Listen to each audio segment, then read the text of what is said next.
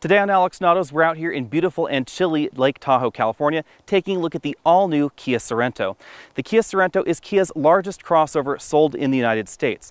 While other manufacturers have definitely very large three-row crossovers, that's not Kia's style. This is actually a little bit more compact than some of those large entries in this segment, along the lines of a Nissan Pathfinder, etc. Kia decided to revise and modify the front end of the Sorento to make it fit more with the rest of the Kia family. We have this very vertical front end right here, as you can see. We also see that in the brand new Kia Sedona. Since the model we're taking a look at here is the top end model, we have HID headlamps over here, and we also have fog lamps right down here below them. Right here below the Kia logo on the front of the Sorento, you will see a camera. That's because we have an available all-around camera system that's very similar to what you see in Infiniti models, but that's only available on the top end trims. Kia refers to this grille design as the tiger nose grille. It actually has sort of a 3D effect to it. All these little dots here actually protrude about 3/4 of an inch from the rest of the grille front end, and we have this little tiger nose cut in right there.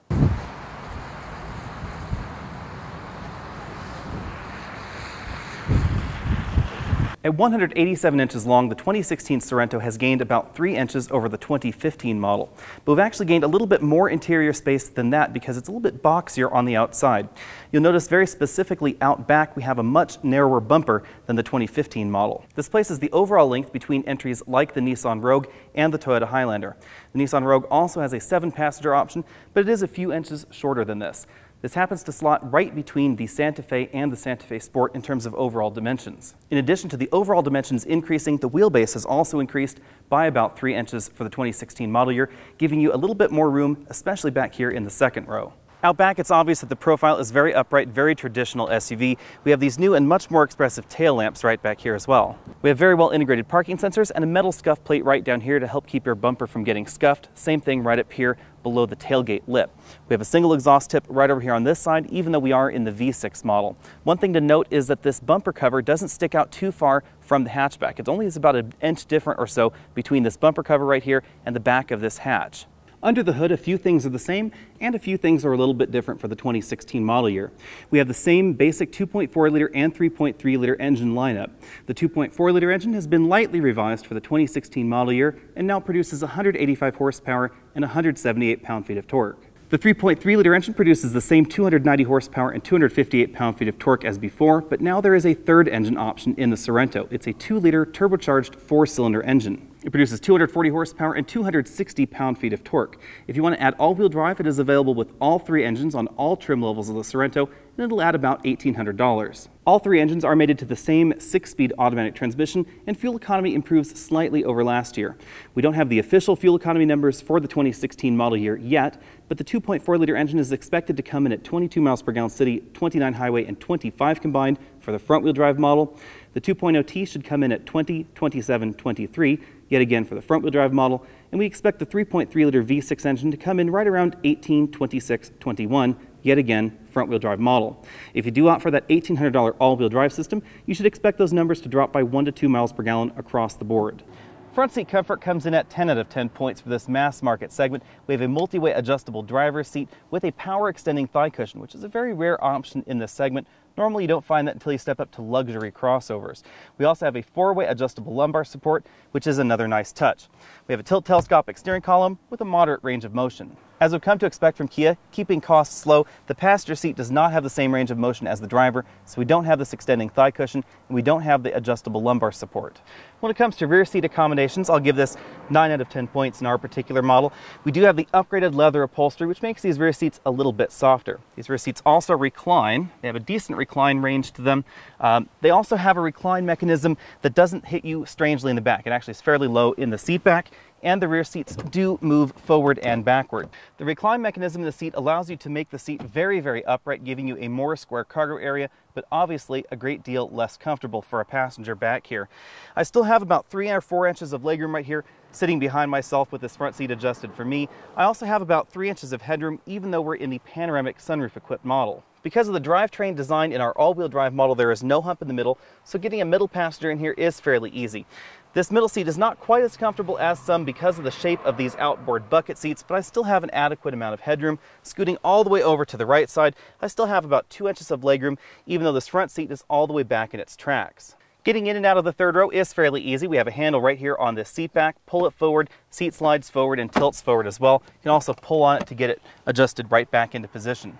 Even though the Sorento is smaller than most of those other three-row crossovers, we have a decent amount of legroom behind this second-row seat. The seat actually is all the way back in its tracks as well, and I have about an inch of legroom left back here. That's because the seat bottom cushion is very close to the floor. Passengers in the third row can control their own temperature with this fan knob right back here. Just blows air set to whatever it is set to up front. Legroom is not really the issue in the Sorento's third row, it's headroom, and that's why I'm going to have to give this 6 out of 10 points when it comes to my third row score, because I do have to cock my head to one side in order to sit upright in this third row. Now, if I slouch, which I could do comfortably, I can rest my head on the headrest. I could probably do this for 30-40 minutes, etc. The reason that I like the 3-row Rogue as well as the 3-row Sorento is because of this small third row seat. You may say, why is that really a factor for you because you gave it a lower rating than some of the competition?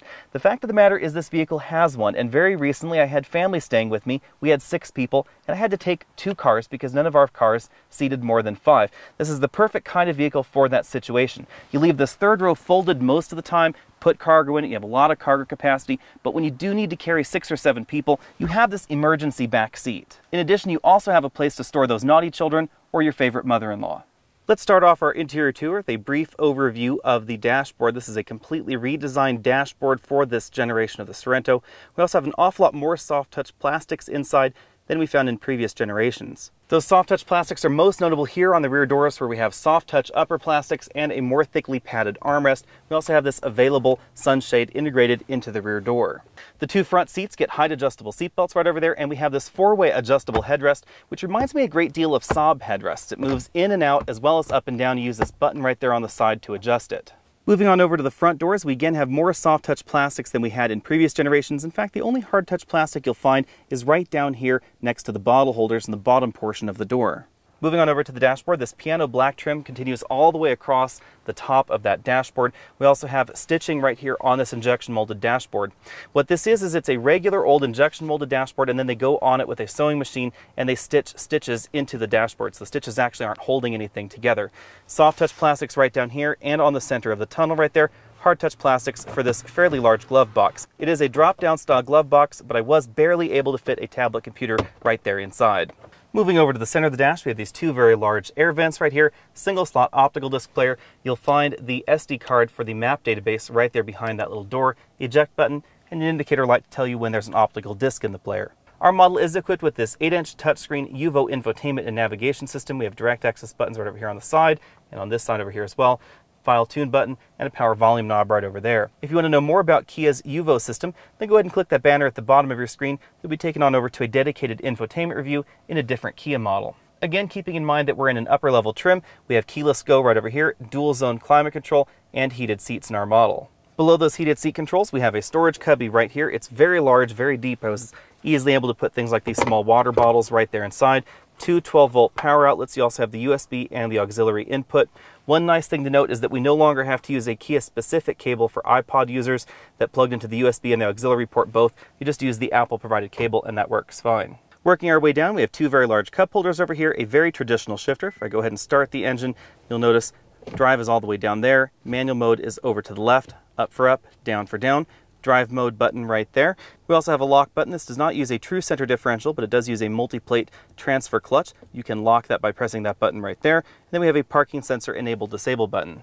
Upper level trims get a slightly different button bank. We have the drive mode button right here, lock button right here, auto hold for the brake system, and an electronic parking brake. Moving over to the driver's side, we have what looks like a very traditional 4-dial instrument cluster, except this center portion is actually a 7-inch LCD in upper level trims. So in our particular model, the tachometer right over here on the left, the engine temperature, and the fuel gauge right over here on the right are the only true physical gauges in this system. Everything else is an LCD image. The LCD instrument cluster is controlled by these 2 buttons and this scroll wheel.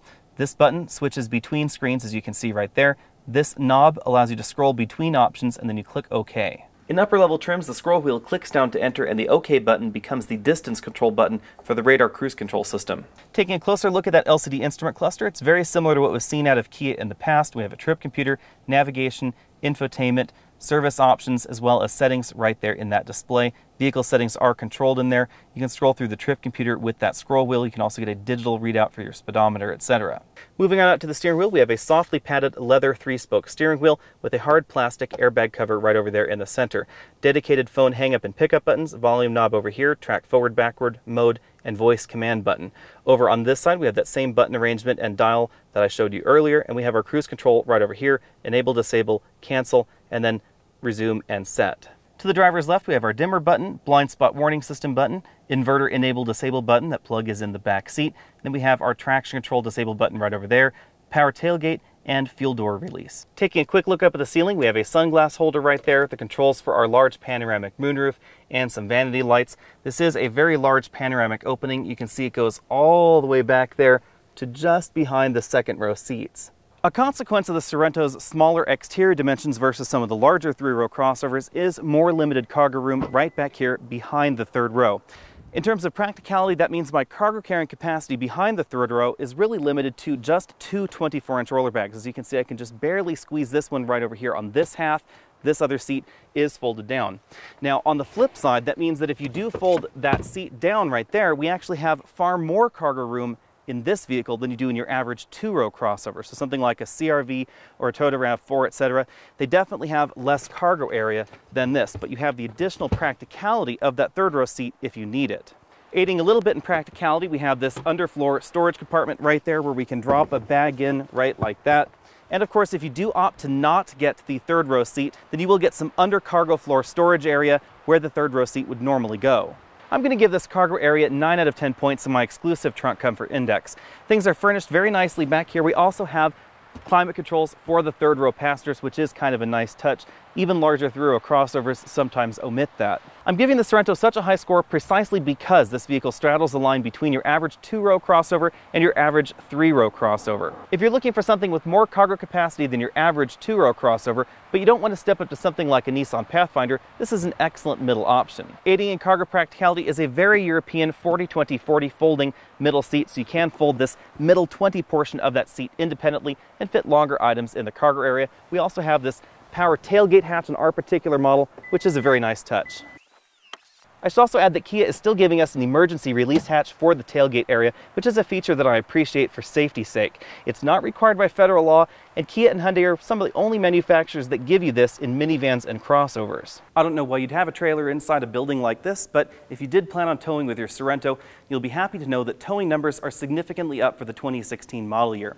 If you get that base model, you can tow 2,000 pounds with a 2.4-liter engine. Stepping up to the 2.0T gives you 3,500 pounds of towing capacity with the front-wheel drive or the all-wheel drive model. Jumping up to the 3.3-liter V6 engine will give you 3,500 pounds towing capacity in the front-wheel drive version and 5,000 pounds in the all-wheel drive version.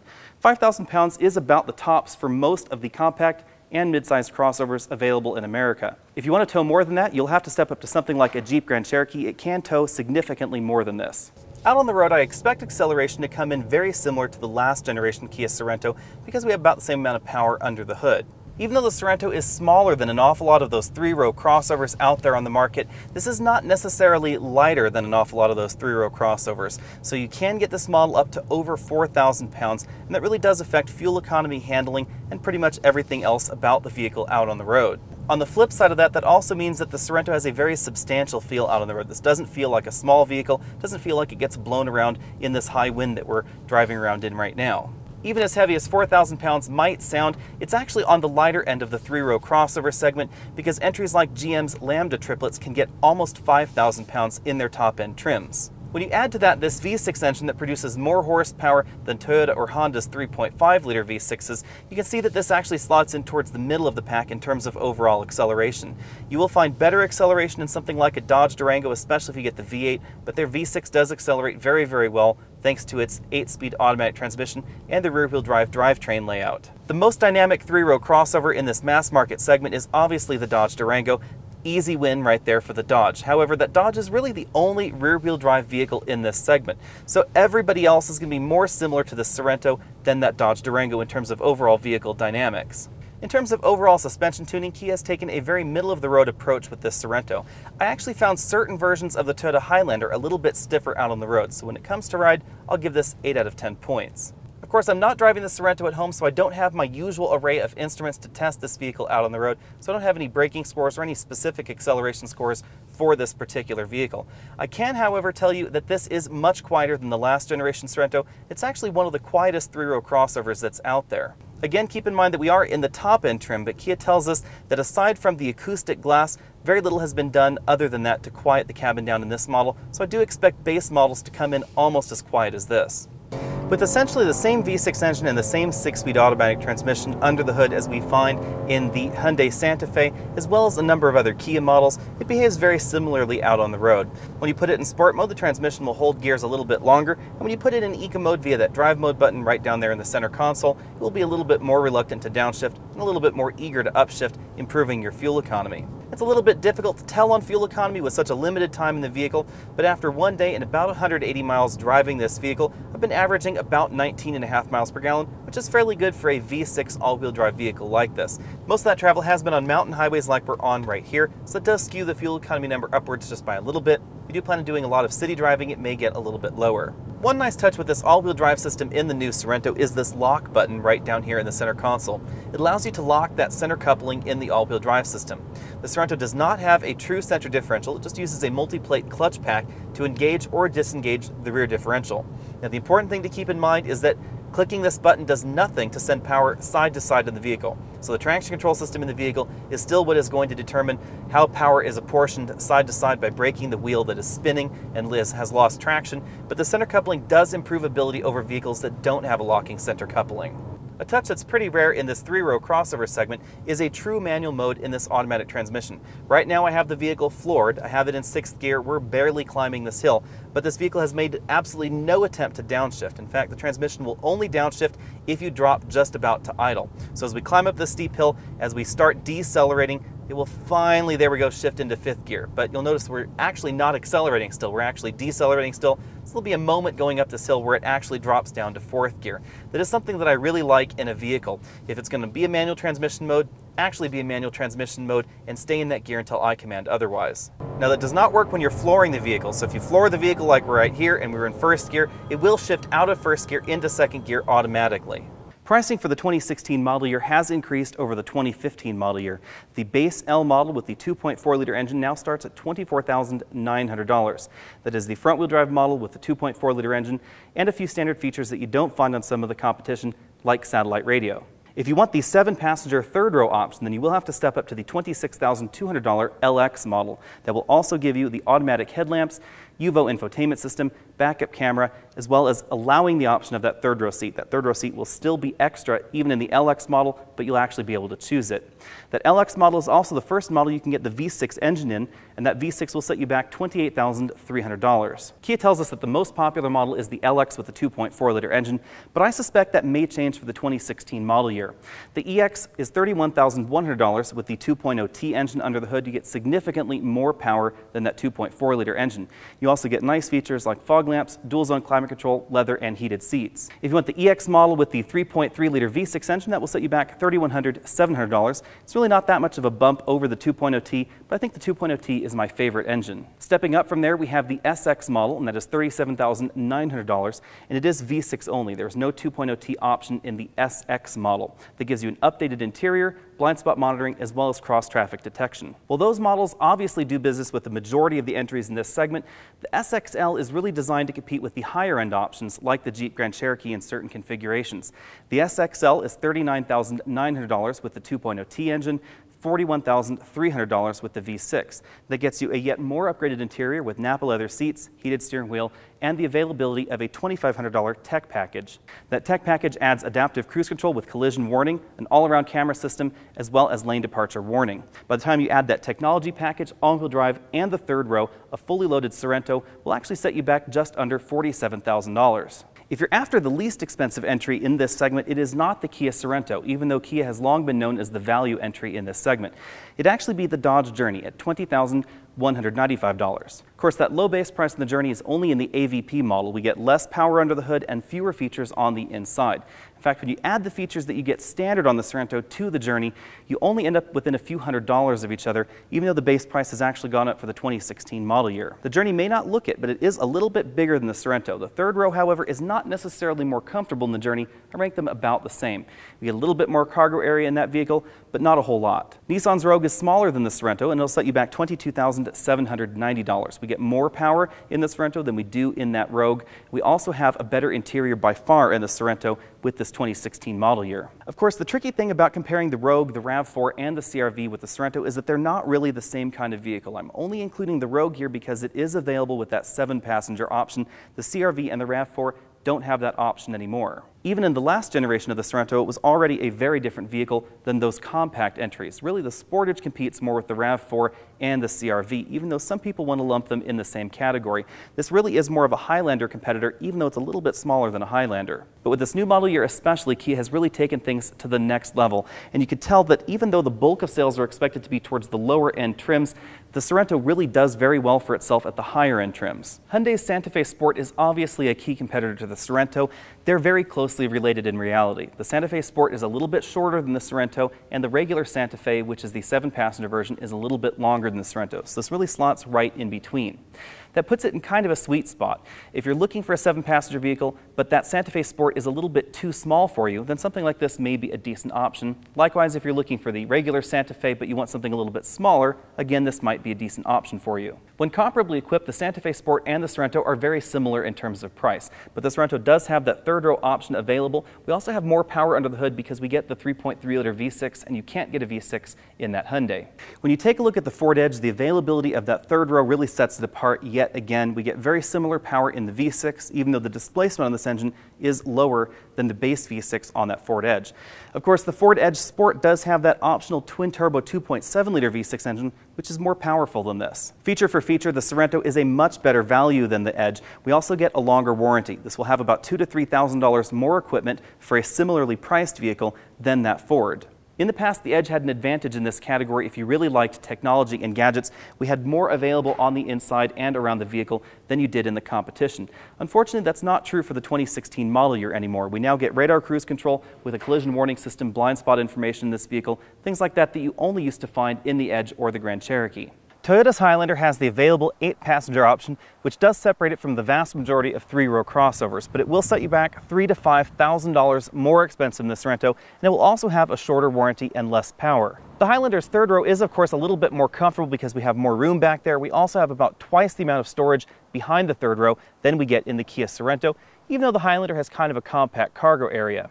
The Sorento has very similar fuel economy and very similar handling behaviors to the Toyota Highlander, but we have a little bit more standard equipment in this vehicle than we do in a similarly priced Highlander. It's about $2,000 to $3,000 more standard equipment in the Kia than in the Toyota. An interesting comparison would be Kia's own Sedona Minivan, because the Sedona is trying to be the minivan, sort of the crossover minivan if you like.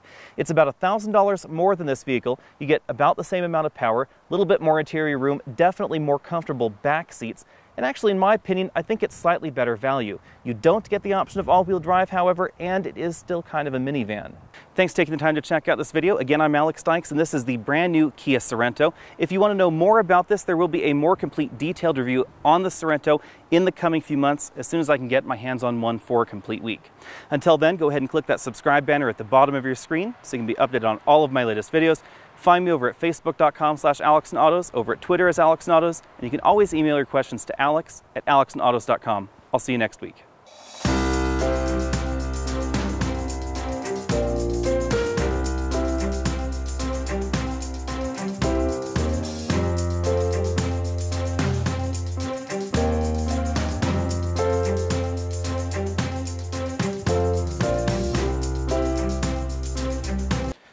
One, 2, 3, 4, 5, 6, 7, 8, 9, 10, 11, 12, 13, 14-way power seat.